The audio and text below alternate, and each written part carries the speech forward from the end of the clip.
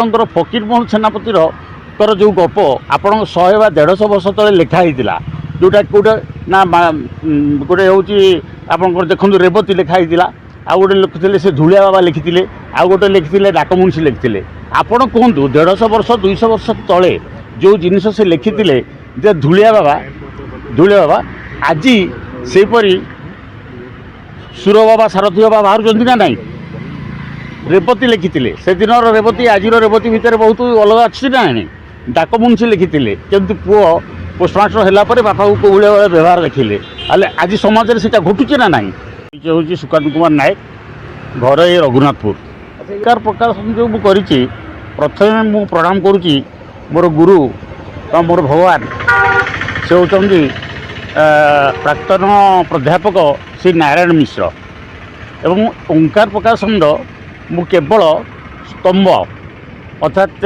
नारायण मिश्र उपेन्द्र विश्वाल वैकुंठनाथ पति डीची चंद्र साहू एवं रवीन्द्र खंडात एमानकर जो स्तंभ से स्तंभ गुड़ी को एकाठी करके पुस्तक आगे मु तैयारी करे आउ यहाकू ए ओंकार प्रकाशन जी बही मु तैयारी करिछि एको मु ज्ञान यज्ञ हिसाब से लोक मान पाखे दूसरी ज्ञान यज्ञ माने आप देखूँ आप यज्ञ कले पुनाहुति करेंगे पुनाहुति पर लिभिज घरे दीपटे जालिले दीपटा लिभिज किंतु ए ज्ञानटा सपोज आपण को मु गोटे बही देली यहाँ सब यहाँ जो कही हुए ना सही हुए ना ए बहुत बढ़िया यहाँ नारायण मिश्र यहाँ हूँ आत्मचिंतन होती रवीन्द्र खंडात ए नैतिकतार निर्माण हूँ आपणकर उपेन्द्र विश्वाल आपण जो बहीटी पढ़े जन ठार आरंभ कर आउ जन को देवे ज्ञानटा विस्तीर्ण हो बढ़ी बढ़ी चलो तेणु से दृष्टिकोण मु कहि यज्ञ तो सब प्रकार लोक करूँ किसी मु एत बड़ लोक नुहे बा मध्यम परिवार लोक मु किंतु पैसा खर्च करी मु समाजर ये सेवा पाई ए बही प्रकाश करे एवं अत्यंत सुलभ मूल्य लोक मान प्रदान करे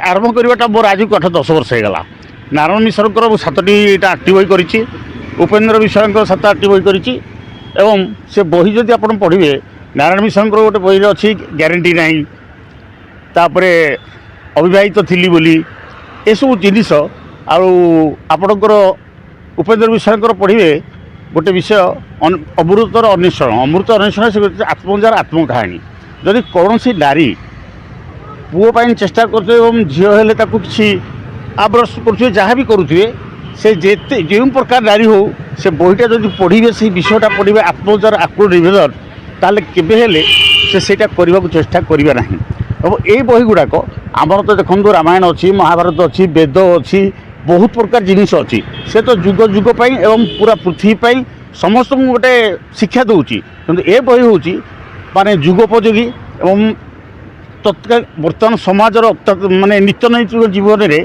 जहाँ सब घटी चली ताकू ए पुस्तक माध्यम पचार अच्छी ए पुस्तक पूरा चारिआड ओडिशा समस्त पाखे बंटन करी बहुत सुलभ मूल्य दिए माने 40% रखे यह द्वारा लोक बहुत ये करे ये गोटे हूँ गोटे मोर उद्यम ए बही जरिया एत भल आपको देवी गोटे गोटे बही आप देखिए ए बही रे जो जिनिस गुड़ाक अच्छी से जिनिस अत्यंत माने हृदयस्पर्शी मर्मस्पर्शी आजिकल सोशल मीडिया जो बही प्रति पाठक मैंने दूरे जाते अच्छा आपन मन चिंता बही प्रति आग्रह अच्छा आज्ञा सोशल मीडिया रे लोक मैंने बही प्रति दूरे जाउछन्ती आपण कहउछन्ती मोबाइल रे भी सब प्रकार जिनिस मिलुची किंतु मोबाइल रे गोटे जिनिसटा को आपण रखिले जेतेबेले इच्छा हला देखिले आउ देखिए माने मोबाइल को बेसी लोक चाहउछन हां मोबाइल को लोक बेसी चाहउछन्ती एटा तो माने जुग सही जुग हो गेला ना तो लोक मोबाइल रो जो शिक्षाटा ग्रहण करिवे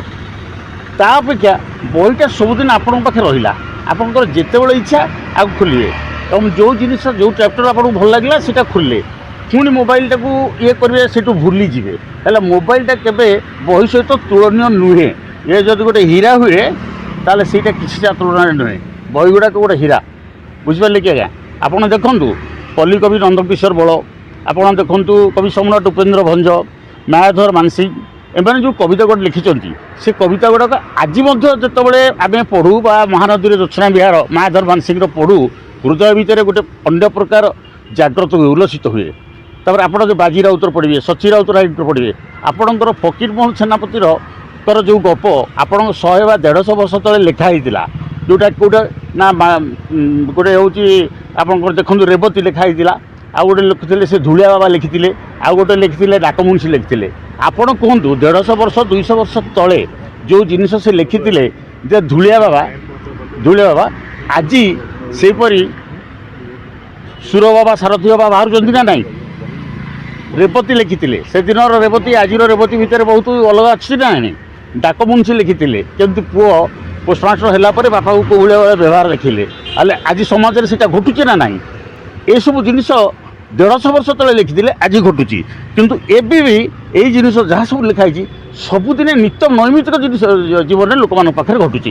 ଆ ଦେହରେ ସାମାଜିକ ପ୍ରେରଣା ଅଛି, ସରକାରଙ୍କର ବା ଶାସନ କୂଳର ବା ଡାକ୍ତରମାନଙ୍କର, ଇଞ୍ଜିନିୟରମାନଙ୍କର କେଉଁଠି ଯାହା ସେମାନେ ସବୁ ଅନ୍ୟାୟ କରୁଛନ୍ତି ବା ଭଲ କାମ ଯେଉଁମାନେ କରୁଛନ୍ତି, ଏସବୁ ବହି ଗୁଡ଼ାକରେ ସେଇଗୁଡ଼ା ହିଁ ଅଛି। ଆପଣ ଜାଣିଥିବେ ଅନେକ ଲୋକ ଗୋଟେ ଗୋଟେ ପେପର 5ଟା 6ଟା 7ଟା ପେପର କିଣନ୍ତି କେବଳ ସ୍ତମ୍ଭ ପଢ଼ିବା ପାଇଁ। ମୁଁ ମଧ୍ୟ ନିଜେ 5ଟା ପେପର ରଖେ, 6ଟା ପେପର ରଖେ, କେବଳ ସ୍ତମ୍ଭ ପଢ଼େ। ଆଉ ତ ସବୁ ମୋବାଇଲରେ ଦେଖାଯାଉଛି, ଇଲେକ୍ଟ୍ରୋନିକ୍ ମିଡ଼ିଆରେ ଦେଖାଯାଉଛି, ଆଉ ସେଥିରେ ଅସୁବିଧା କ'ଣ?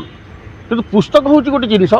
ଆପଣ ଦେଖନ୍ତୁ ଆମେରିକା ସ୍ୱାଧୀନତା ସଂଗ୍ରାମ ଦେଖନ୍ତୁ, ଫ୍ରାନ୍ସ ବିପ୍ଳବ ଦେଖନ୍ତୁ, ଗ୍ରୀସ୍ ସଭ୍ୟତା ଦେଖନ୍ତୁ, ଯାହା ବି ଦେଖନ୍ତୁ ସବୁଗୁଡ଼ା ଇତିହାସରୁ ହିଁ ଆମେ ପଢ଼ିଛୁ, ପୁସ୍ତକରୁ ହିଁ ଆମେ ପଢ଼ିଛୁ। ଆଉ ସେଇଗୁଡ଼ା ଆଜି ଆମ ଜୀବନକୁ ପଥପ୍ରଦର୍ଶକ ଦେଉଛି। ଖରାପ କାମକୁ ଆମେ ଛାଡ଼ୁଛେ, ଭଲ କାମକୁ ଆମେ ଗ୍ରହଣ କରୁଛେ, କାରଣ ସେମାନେ ଆମକୁ ବହୁତ ଜିନିଷ ଶିଖେଇକି ଯାଇଛନ୍ତି। କିନ୍ତୁ ଆଜି ଆମର ଭାରତ ହେଉଛି ସନାତନ ଧର୍ମ। ଏଠି ବହିର ଉପଯୋଗିତା, ବେଦ, ଉପନିଷଦ ବା ଗୀତା ଏସବୁ ସବୁଦିନ ପାଇଁ 750 କୋଟି ଲୋକ ଯେଉଁ ପୃଥିବୀରେ ଅଛନ୍ତି ନା, ତାଙ୍କ ପାଇଁ ପ୍ରେରଣା। ଏ ବହି ମଧ୍ୟ ଧୀରେ ଧୀରେ ସେଇ ଜିନିଷ, ସେଇ 725 କୋଟି ଲୋକଙ୍କର ମନୋଭାବକୁ ନେଇକି ଲେଖା ହେଇଛି। ଏ ବହିରେ ଆପଣ ଗୋଟେ ପଢ଼ିବେ ଧଳାବାଳ ଉବାଚ, ଆଉ ଗୋଟେ ପଢ଼ିବେ କହିବେ ନା ସେଇଟା ମୁଁ ଗୋଟେ ବିଷୟ କହିବି, ଆପଣ ନିଜେ ପଢ଼ିବେ। ସେ ହେଉଛି ଧଳାବାଳ ଉବାଚ। ଏଇଟା ହେଉଛି ବିଶ୍ୱ ଦିବସ ହେଲା। ବିଶ୍ୱ ଦିବସ ମାନେ fathers day, mother's day, friends day ଏସବୁ କୋଉଠି ସେ ବର୍ଣ୍ଣନା କରିଛନ୍ତି ଆପଣ ଭାବିପାରିବେନି। ମୁଁ ଆକ୍ଚୁଆଲି ନାରାୟଣ ମିଶ୍ରଙ୍କୁ ମୁଁ ନିଜର ଗୁରୁ ହିସାବରେ ମାଗେ। ସେ ଜଣେ ପ୍ରାଧ୍ୟାପକ, ଜଣେ ରିଟାୟାର୍ଡ ପ୍ରାଧ୍ୟାପକ ପଦାର୍ଥ ବିଜ୍ଞାନର। ମୁଁ ମଧ୍ୟ ଗୋଟେ ରାସାୟନିକ ବିଜ୍ଞାନର ଛାତ୍ର।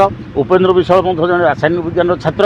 ହେଲେ ଆମର ରୁଚି କିନ୍ତୁ ଏଇ ସାହିତ୍ୟ ପ୍ରତି ବହୁତ। ସାହିତ୍ୟର ପ୍ରଚାର ପ୍ରସାର ପାଇଁ ମୁଁ ଲାଗିଛି ସବୁଦିନ ପାଇଁ। ମୁଁ କାହାକୁ ଆର୍ଥିକ ସାହାଯ୍ୟ ବି ମାଗେ ନାହିଁ। ଯେଉଁ ବହି କିଣେ ତାକୁ 60% ଡିସ୍କାଉଣ୍ଟରେ ଯେଉଁଠି ଯିଏ ମାଗନ୍ତି ମୁଁ ଦିଏ।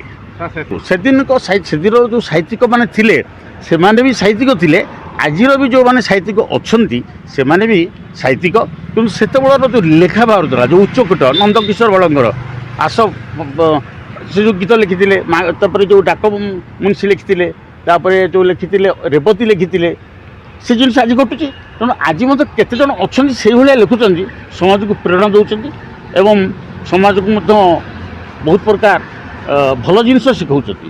ଆଉ ଗୋଟେ ଦେଖନ୍ତୁ ସାର୍, ମୁଁ କହୁଛି ଏବେ ଆମର ମୋ ଡିପାର୍ଟମେଣ୍ଟର ଆମର ଜଣେ GM, ତାଙ୍କର ବହି ଦୁଇଟି ଏବେ ଏଠି ମ୍ୟୁଜିୟମ୍ରେ ଉନ୍ମୋଚନ କରିଥିଲୁ। ସେଇଟା ହେଲା ଜହ୍ନରାତିର ଛାଇ, ଆଉ ଗୋଟେ ହେଲା ସୂର୍ଯ୍ୟ ଉଇଁବାର ବେଳ। ଗୋଟେ ହେଉଛି ବିପ୍ଳବ, ଆଉ ଗୋଟେ ହେଉଛି ପ୍ରେମ ହେଲା। ପଢ଼ିଲେ ଆପଣ ଭାବିବେ ଏଇ ଜଣେ ମେଟାଲୋଜିକାଲ ଇଞ୍ଜିନିୟର, ତାଙ୍କ ନାଁ ହେଉଛି ଶ୍ରୀ ଅରୁଣ ସାହୁ, କିଭଳି ଭାବରେ ବହିଟାକୁ ଲେଖିଲେ, ତାଙ୍କ ମନରେ ଏସବୁ କେମିତି ଆସିଲା। ମୁଁ ତ ବେଳେବେଳେ ଭାବେ ଯେ ପ୍ରାୟ ଦେଖୁଛି ବିଜ୍ଞାନର ଛାତ୍ରମାନେ ବହୁତ, ଯେମିତି ଆମର ହୃଷିକେଶ ପଣ୍ଡା IAS, ସେ ବୋଧ କେମିଷ୍ଟ୍ରିର ଜଣେ ଷ୍ଟୁଡେଣ୍ଟ, ସେମାନଙ୍କ ମନରେ ଏତେ ସାହିତ୍ୟର ଭାବନା ଆସୁଛି କେମିତି।